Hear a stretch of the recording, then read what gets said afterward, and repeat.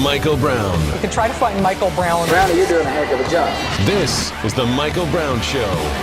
Hold on tight to your dream. Yeah. Hold on tight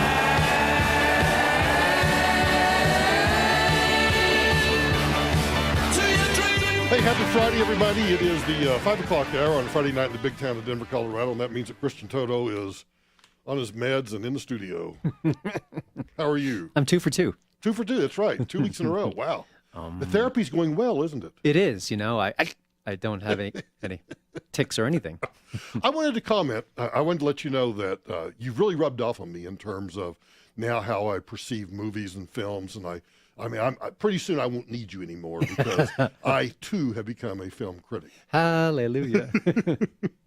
No more coming in here with me That's anymore. right. Tamara and I went to see Mission Impossible last Sunday afternoon just because, well, it was hot and we had nothing else to do. And you know, what better way to spend, you know, we had $50 and it was like, do we want to throw it out the windshield, the window, or do we want to like get something in return for it? Did you want to give it to, who's the guy who just got fired, the FBI agent? Did you give it to Peter Strzok? Yeah, give it to his fund. Yeah. Well, I've already given a couple $1,000 to him. That's right. Yeah, right. I give till it hurts. That's right. And trust me, for me to give Peter Strzok $2,000, I would be in the ER. Agony. So I thought Mission Impossible, the script writing this year was over the top fantastic. Ooh. Yes. Not usually what people notice about the movie. Right. But I was paying attention, and I noticed that Alec Baldwin has been ridden out of the script. You noticed that? I think Stevie Wonder noticed that. Spoiler alert. Well, I just thought it made for a fantastic script. The rest of the movie, okay, it was Mission Impossible, right? I think it's a great franchise. It's fun. It's enjoyable. It's just pure American entertainment, right? It is rock'em sock'em. It's just rock'em sock'em, and it's fun. You know, everything's exaggerated. You know, half the stunts are physically impossible. Sure. So physics just doesn't work. But I don't care. It's enjoyable. I could watch Tom Cruise running at top speed for hours. Right. I know. He's fascinating. It's a funny move, isn't it? It's It's all out. Exaggerated. It's energetic. It's everything you want, but it's a little weird. It's totally weird. I mean, it's just everything about it's weird. But I just had to chuckle to myself. I was like, oh, God, Alec Baldwin just died. I can't. This is the best part of the movie. I can't wait to tell Toto. This is the best script ever. Alec Baldwin no longer has to bother me in the Mission Impossible franchise. A friend of mine who is like-minded, I watched it with him, and he leaned over. This isn't like I'm going to watch it again on home video, or this would be a great GIF or GIF, you know, at some point. So. I don't know why it struck me so fast. I mean, truthfully, I did enjoy the movie because it is just mindless entertainment. Yeah. But it's pretty bad when you're sitting there and you're thinking, holy crap, he's gone. Wow, this is even better than I thought. This is a great ending. They could have just stopped it right there. Right. Thank Alec you, good kind of night. closing his eyes, everybody moving on. It's like, okay, roll the credits. Let's get out of here. You hide all this stuff from me. You never tell me the good stuff about it. I don't want to spoil things for you. You want to go in fresh, right? Like you've just spoiled it for everyone here. You're right. By the way, you're a terrible film critic by spoiling key events in the movie without telling you what. Oh, yeah, that was spoiler alert. That was such a key event. It's something. How long has it been out? 3 or 4 weeks, maybe. Because we always go to the AMC over here, and I thought we were going to the 3D version, but we went into the IMAX theater instead. Better choice? Well, not better choice because they don't have the reclining seats. Oh. Yeah, so you're sitting in a coach seat in the IMAX theater. All right, fancy, we don't have enough nice seats here in this theater. That's right. They don't recline. You know what? You talk to Tamara about that. You may have been on Tamara's She's good barely list. talking to me as you it know, is. You were on the good list, and now you're on the bad list because you're mocking her about the reclining seats. So we walked in, she went, they don't recline. Which, by the way, when you purchase your tickets, if you're paying attention to what you're doing, you would know that because it actually says. But I don't know, how long has it been out? 3 or 4 weeks, I guess. Oh, really? Okay. Yeah. Mid to late July? Okay, so a month. Yeah. I think a month. Give or take. Now, the IMAX theater is big. But when How big is it? It's really big, Johnny. Yes. Well, you know, it's 6 inches. Whoa. Oddest segue ever. Yeah, oddest segue. But anyway, I the reason I have to comment about how long it's been out, when we went to buy the tickets, I was shocked because I was like, I thought I was misreading the map, like it was completely full except for 4 seats. Oh. No, there were only 4 seats in a theater that probably seats 300 that had been taken. And by the time the movie started, I bet there were maybe 10 people in there. Yeah, I mean, it's made a lot of money, so it's Right, had its but run. it's one of these things where it just precipitously drops. It really does. You know, that's the way moviegoing goes now. It's the first weekend, and then if a movie that's big drops even 60%, it's kind of a shrug because it's there to make that big first opening weekend money. And then if it whatever it makes after there is kind of gravy. Well, they made gravy off us. They did. Yeah. So you're the Did I tell popcorn. you Alec Baldwin is no longer in the Mission Impossible? No, go on. What happened? Yeah, well, he dies. That's all. Oh. I don't even remember how he died. It's just that he died. I'm so glad I'm sitting down. All right, I feel much better. What kind of crap do you have? Because clearly we've covered this was the highlight of the segment. So whatever you brought in It's just way down. is just way down in the boom. We need some sound effects in the show. Well, if we had a decent producer, but, Ooh, that hurts. she's not even paying attention. That's a low to us. blow. She's back there doing something. Solitaire. Solitaire. That's right. Can you blame her? Come on. So I want to talk about Michael Moore. He's got a Oh, new I movie love coming Michael out Moore. very soon. And it's odd that, usually with movies, the trailer drops, that's what they call it these days, and then maybe 3, 4, 5 months later, maybe even a year later, the movie comes out. Often the window is pretty big. Depends on the movie.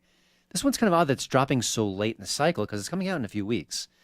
And it's Fahrenheit 11/9 referencing. Oh, gee. Which is, listen, Michael Moore is a very clever Right. marketer. I thought that was a smart little spin on things. So you know where he's coming from, And I didn't watch it when it first was revealed. I don't know, I just didn't care. So a couple days ago before the show, I was like, I should watch it. And I watched it at this The film or the trailer. The I'm trailer. like, oh, it's kind of sad. Oh, really? It just felt like a best of Michael Moore shtick, but I'm using the air quotes for best Yeah. of because, I don't know. It's just something about it. There's Alexandria Ocasio-Cortez and there's, people freaking out about Trump. When Michael Moore was at his peak, which is probably a decade ago, we didn't have social media with the robust Right. quality it has now. We see all this stuff. We hear all the arguments. There's nothing he's got lurking. It's going to be a game changer. It's going to be sort of packaged together. He's evil. He's this. He's a dictator. The big hook was, here's President Trump, the last president of the United States. Oh, Like, are you ooh. serious? He's got nothing. There's nothing left. I mean, I think his cultural clout is diminishing because of all the things that happen in social media.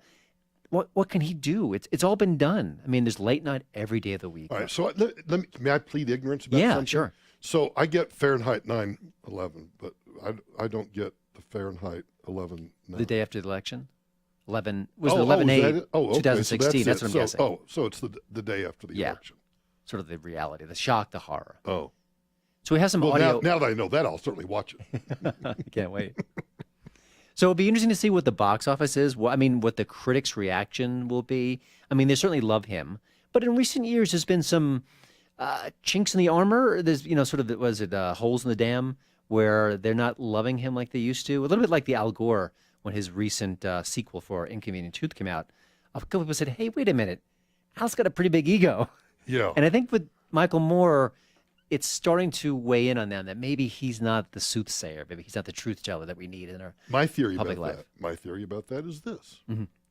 I really do think that you and I are in the middle of a generational change. And I think that Michael Moore kind of represents, I don't know. Baby boomers? Yeah, well, I would say the Clinton-Bush era. Mm-hmm. And particularly Democrats, I can't necessarily say that's true for conservatives or right-of-center people, but I think left-of-center people have moved way beyond Bill Clinton and Hillary Clinton. Mm-hmm. They have gone full-bore leftist Marxist Yeah. now. And while I think Michael Moore is truly kind of a Marxist, if not a communist, he's still from that era. And it's Yeah, like, that's a good he's just, point. you know, Yeah. just, who cares? It's Yeah, Michael Moore again. I think the politics caught up with him, but maybe the culture didn't. Right. So, Yeah. good point. All right. See, I got good 2 points. Alec Baldwin died. Michael Moore's old school. Wait, he died? What? Yes. But see, You're movie listening anyway. to The Michael Brown Show.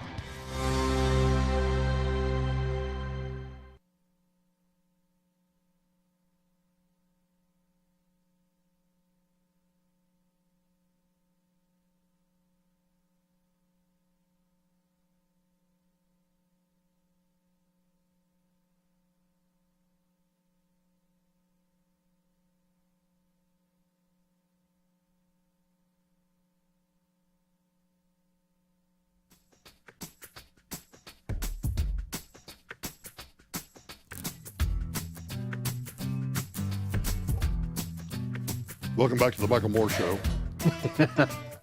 Ew. Ayo. I didn't realize, I totally forgot that you actually came prepared. I did my And homework. you have the Michael Moore trailer. I do. And I think one of the, we should play it, and then I have some more thoughts about why I think it's going to. Should we let people know this is not The View? Yeah, I got no view today. I got no view either. I looked and looked. I don't know what that, I don't really watch it. I just watch the clips. I know. And But maybe they're on vacation, or maybe they're just phoning it in. who's the new one coming on? What's her name? Oh, is it Huntsman? Abby Huntsman? Yeah, Abby Huntsman. Yeah, Yeah, okay, I right. tweeted that and Yeah. mentioned you. So they're going to, she's not exactly Ann Coulter right, but she's No. rightish, right? Yeah. Okay, That's sort of. That's something. Yes. It's been one against all Right, for the right. show's, I don't know how many months and years. But here's, given her background, how long do you think before she's clearly on the side of... Or, Meghan McCain with her sick father, too. Maybe they're preparing for an extended absence. Oh, that could be. I don't know. That could be.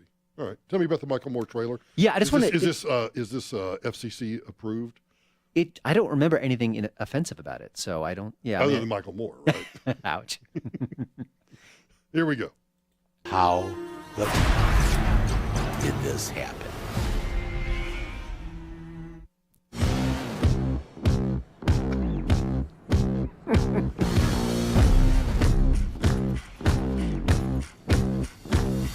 I'm sick and tired of people telling me that America's the greatest country because we can whip your ass. I hate some of these people, but I'd never kill them.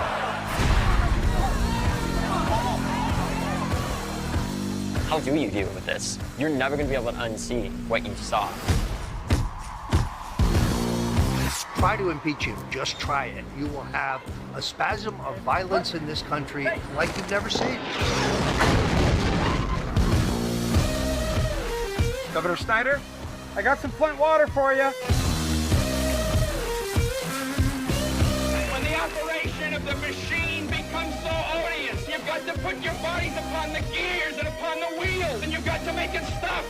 If nobody's gonna do it, then I gotta do it. And I don't give a who you are. I'll fight you in the damn street right now. Okay. How the did this happen? The American dream is dead. Stop trailer. resisting. The president's powers here are beyond question. Ladies and gentlemen, the last president of the United States.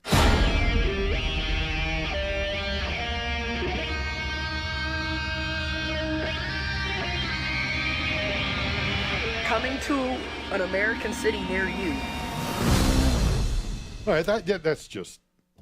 And there are visuals. At one point, he's spraying water on the governor's Governor property. Snyder of Michigan, Right. which turns out to be absolutely a false narrative. I did this story about Yes, yeah. I think the New York Times had that story. Yes, everybody has come out and said, "Oh, by the way, we got this all wrong." And I was watching this trailer, and one of the things I thought about I just felt sad for him is because of that. Because you've got Alexandria, is it Ocasio-Cortez? I always figure I'm going to flip the names on there.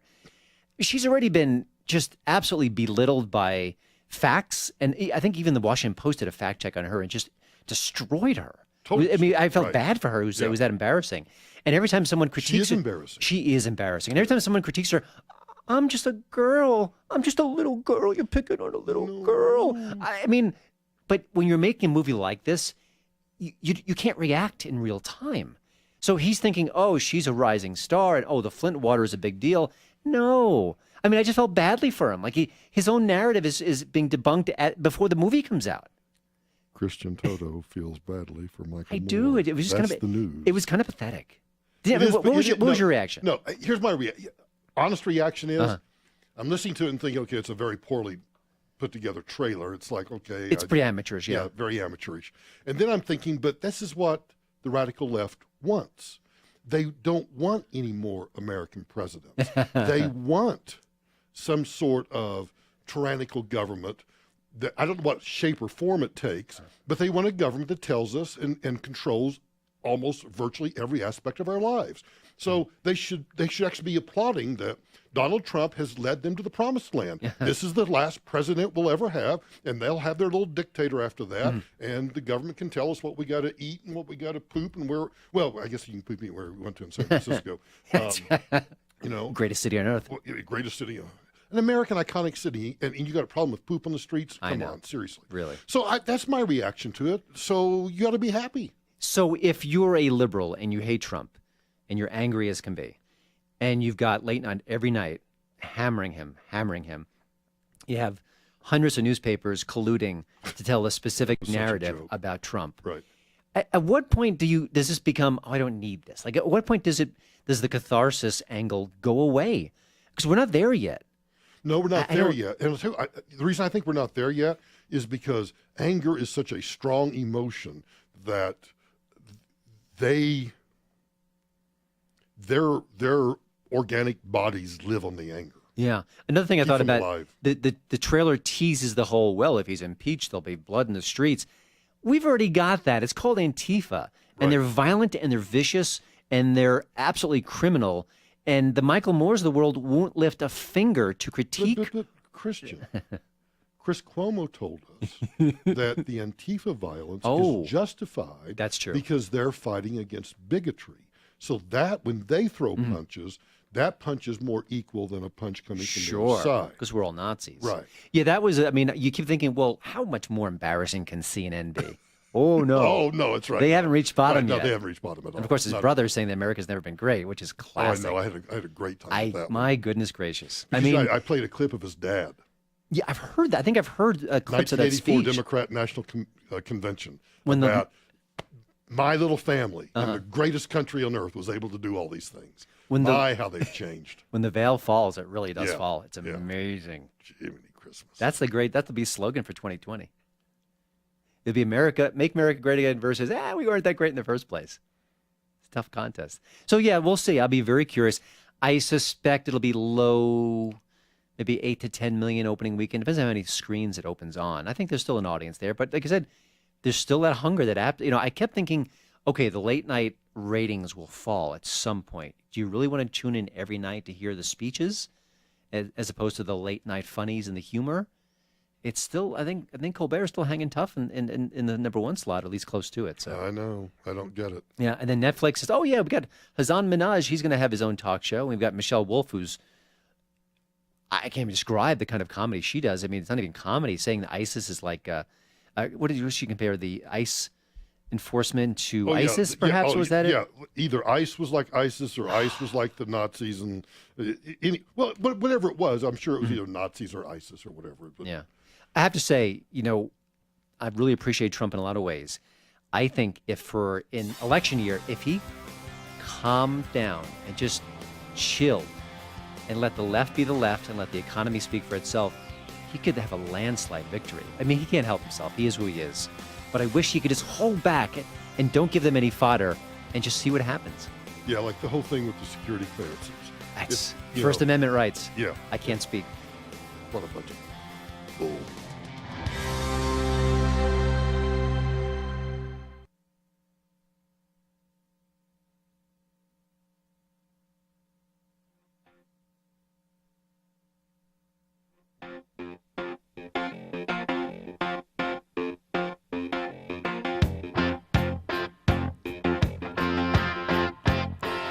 Hey, welcome back to the Spike Lee program. Joint, he calls it. He calls his movies joints. Joints? Is that it? Not like a pod, just like it's a just his hip phrase. What's the slogan of his? The production company? Yeah, 23 acres. 40 acres and a mule. 40 acres and a mule. Yeah, I should know that because I got a Spike Lee shirt signed by him that says that. You have a Spike Lee connection, if I recall, or am I wrong? Spike Lee and I have broken bread together 3 separate times. My goodness. Yep. Yep. I wouldn't mind doing that. I think he's interesting. He's a very interesting character. Yeah, and I don't agree with a lot of his stuff, but I think he's... You know what I should do for you? I should see if I can find in the KOA archives, because the last time I did it, so that you can tell it's been, 7, 8 years ago now, he and I were in New Orleans, and he wanted to interview me, and I said, deal, but I get to interview you. And I said, so what are the parameters? What do you want? Yeah. And he says, I don't care with you. I just want to be able to ask you anything. I said, okay, then with you, I want to be able to ask you anything. He says, so here's what we'll do. After we do our film shoot and everything else, you and I'll go have lunch together, and you can just bring your recording device. We'll just sit down and just talk. Nice. And I didn't have any questions. We just sat down and talked. Oh, okay. And I just recorded the whole conversation and just asking, about his upbringing and, kind of how he got left of center. And it was just a free-flowing, enjoyable conversation. So he wasn't always left of center, is that what you're saying? Or maybe it was... Well, no, I think when you're a kid, you don't know what you are. Yeah. But I think he was somewhat of a stereotypical black kid that is brought up, but he's brought up, hey, you must get an education, you must do these things. So he was brought up in the right way as opposed to some of the others that end up being thugs in Chicago or whatever. But I think his upbringing, his education kind of pushed him to the left a little bit. And then I think, too, just being a black man at the age that he was, I think that was the direction he naturally took.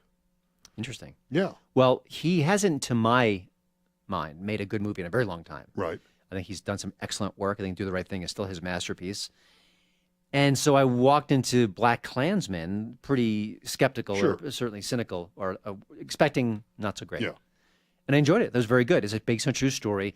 The first black Colorado Springs police officer and how he infiltrated the KKK by using his voice. He was on the phone trying to get into the group. And then when he needed to appear in person, he had a white colleague say, hey, I am Ron Stallworth. Yeah. I want to join your merry band of racists. So I think what Spike Lee did so well is that he kept some of the odd humor. Band of racists. I love it. He kept some of the humor of the situation intact, and he kept straight to the narrative where when you look at what happened, he did some inventions and some sort of creative licenses. Always happening. But the nuts and bolts of the story are what happened. Pretty amazing. So I think he was smart not to go over the top, not to go in this direction, that direction.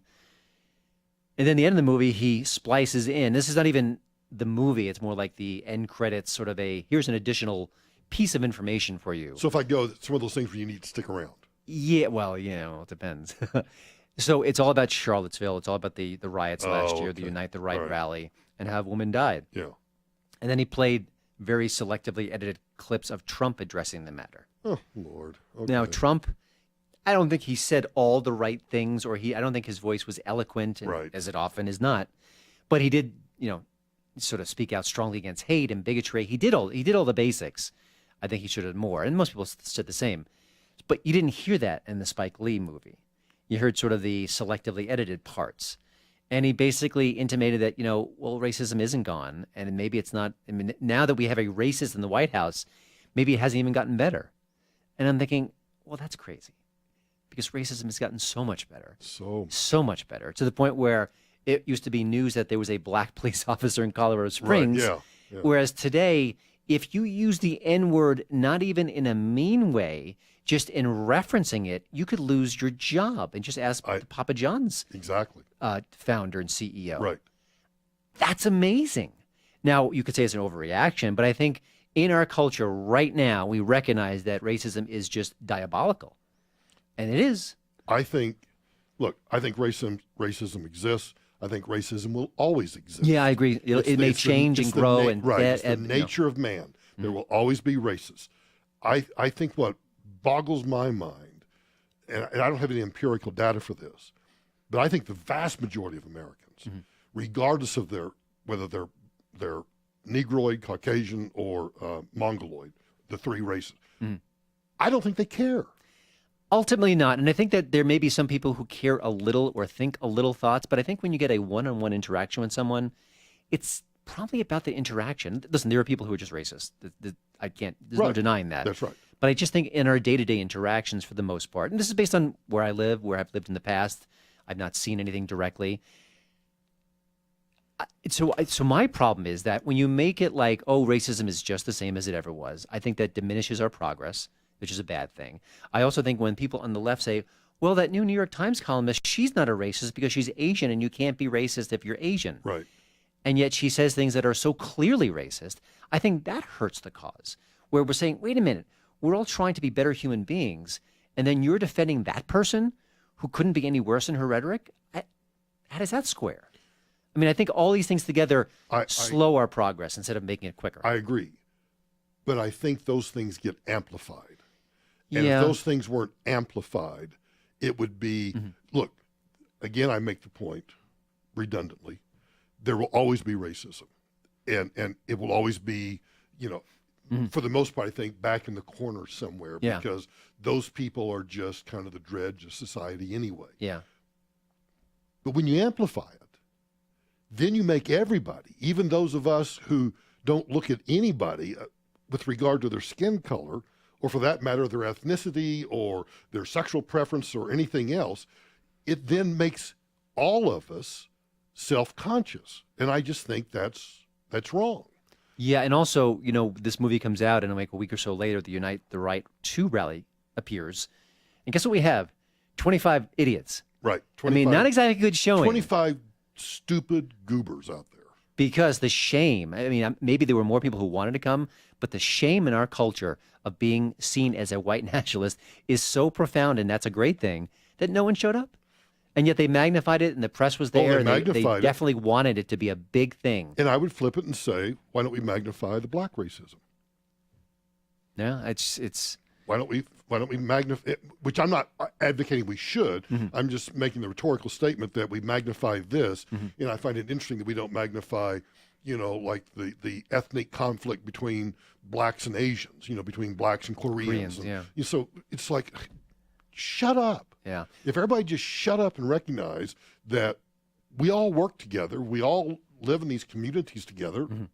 Who cares? I also living in an age where everything is racist. If Trump calls Omarosa a dog, it's racist, even though it's been shown that he calls everyone a dog. Yeah, it's a common curse or slur, whatever you want to call it, for people, white and black and male and female. So saying, "Oh my God, it's racist," no, it's what he does. Is it professional? Is it presidential? Oh heck no. No, absolutely not. And you can critique it on that all day long, but the more you play the race card on that nonsense, the less it becomes powerful when you really need it, when you do see racism in our culture, where it needs to be called out. So is Black Klansman out? It's out, and it's good. And, listen, before that moment, it's a very well-told story. I recommend it. A couple of moments that are a little bit like you can tell there's a speech going on by Spike Lee behind the scenes, but it's a good film. It's an amazing story, too. Yeah. We should have called Spike. Got him on. You're his buddy. Should have done it. I don't have the connections that you do. I'll have to go watch it now. Mr. Right. Hollywood. What's next? Seinfeld, speaking the truth again.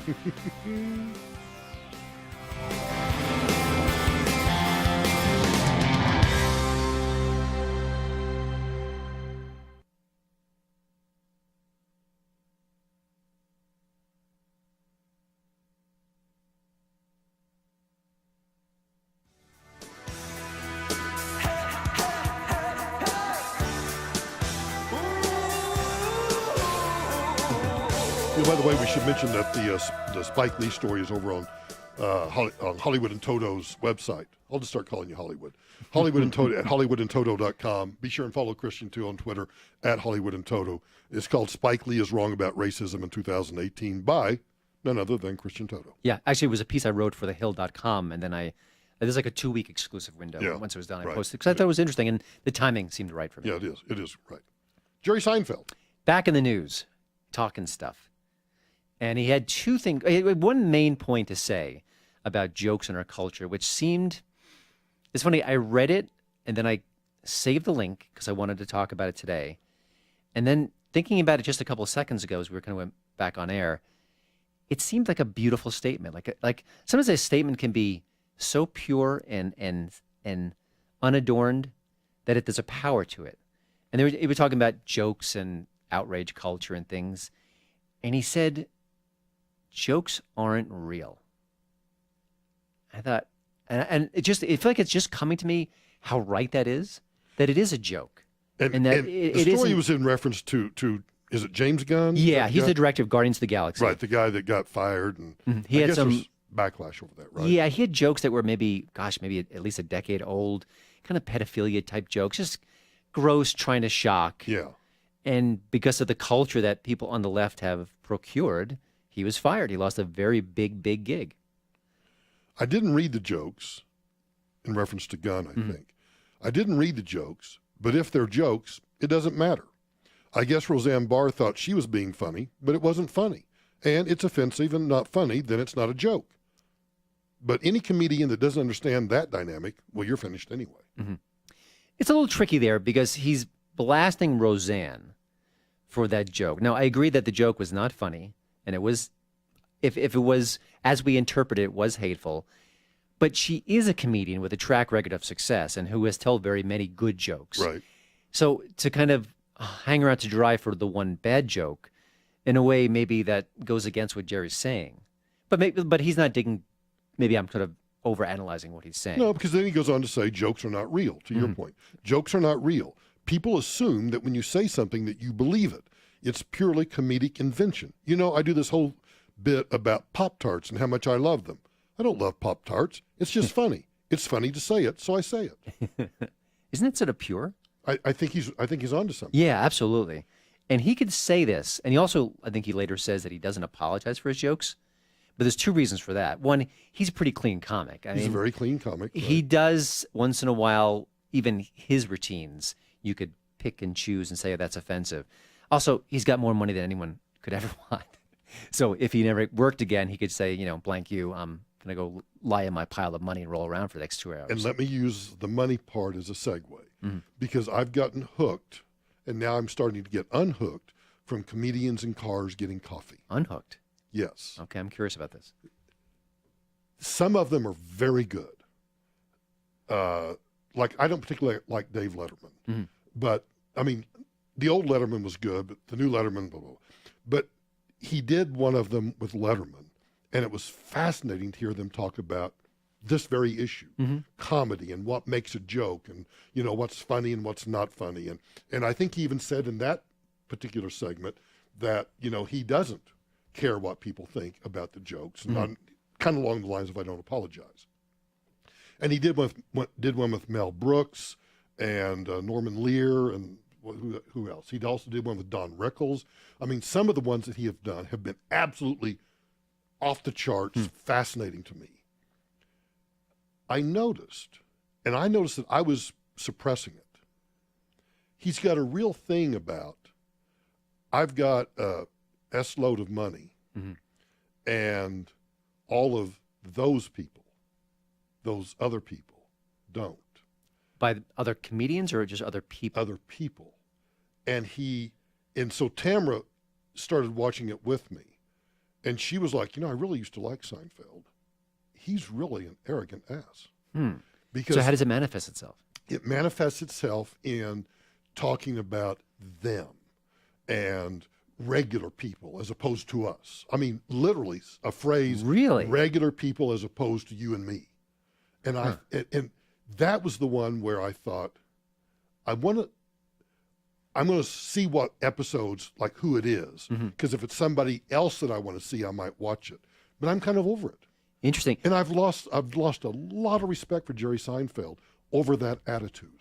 It's amazing because to me, his act for years and years and years, even after he was super famous, was still, I'm the regular guy. I'm a parent now. Yes. Don't you hate it when you get on the airplane and do X or Y? It seemed like he was able to be in touch with the common man still. Here's what I think's happening. They get in that car. They got the cameras. They're having a conversation just like you and me. And I think he actually forgets he's performing. So he's in his real zone. He's in his real zone, I think. Yeah. I'd be curious to see exactly what he's. I really want to hear the context of that. I'd like to. I'll see if I can't find one or two that. And I'm still gonna. You know, I haven't finished. It's a huge long series. I mean, there's a boatload of these. But like the one with Don Rickles, I could have watched that forever because Don Rickles they're just ripping each other apart. They're making all the Jewish jokes, and it's funny about Rickles, his history, and they're talking about Sinatra. Fascinating stuff. The one with Letterman was fascinating about comedic structure and all that kind of stuff. It was really good. But there are a couple of them where... Did you get the sense that, I'm sorry to interrupt, where his partner in crime was agreeing with the assessment? Like there are two... Oh, absolutely. Oh, okay. That's rough too. Yeah. Well,